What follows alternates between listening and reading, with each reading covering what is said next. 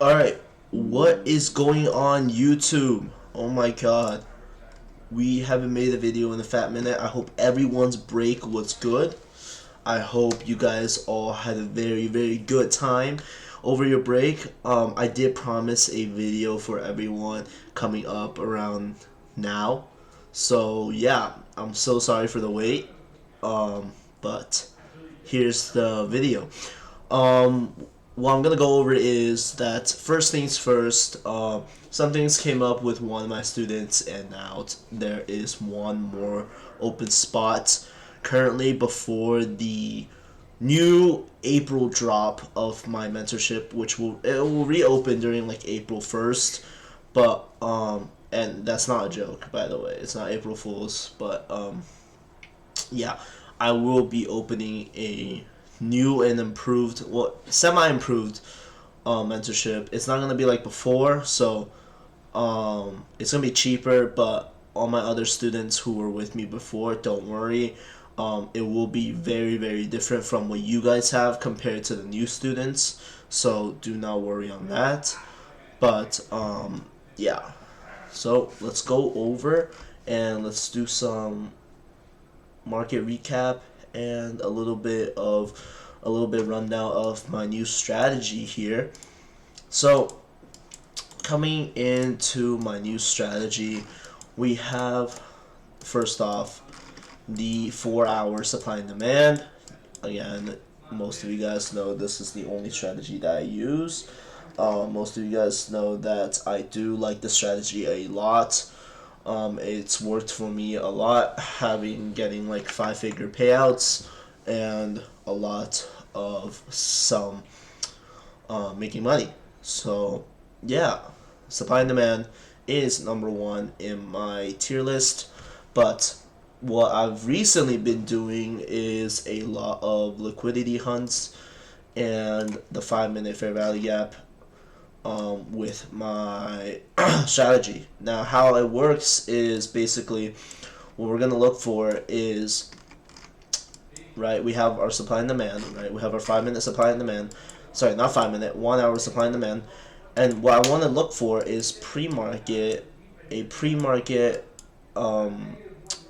inverse fair value gap.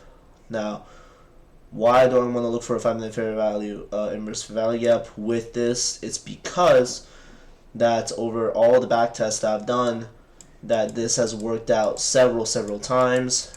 It's worked out a lot, but for me personally, it only shows up during pre-market and the pre-market ones that I currently like, which is why I only target the 5-minute fair value gaps that form during pre-market.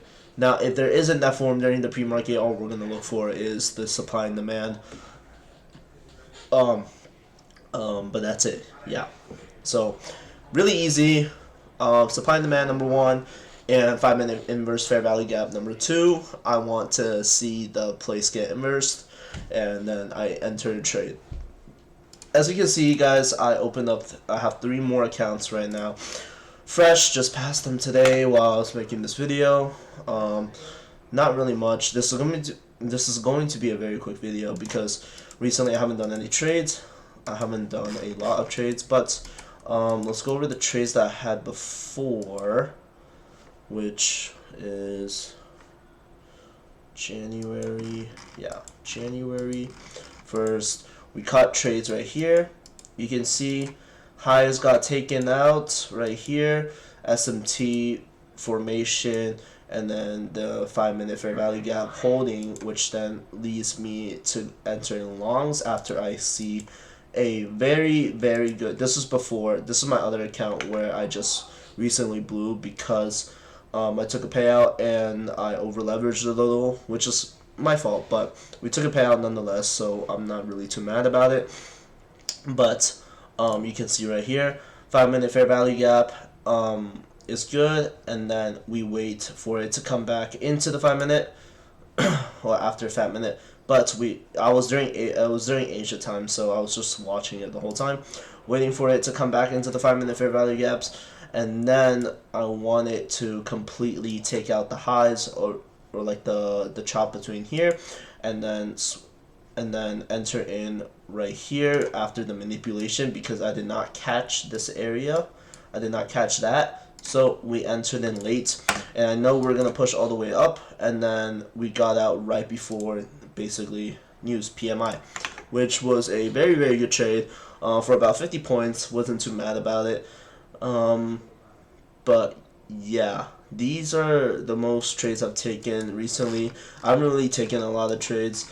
Market conditions has not been there. And overall, just recently, open market, right? We see that it's just either a huge dump. Today is the 16th. Hold on, what time is it? 16th. Yeah, so it's either like a huge dump or open market.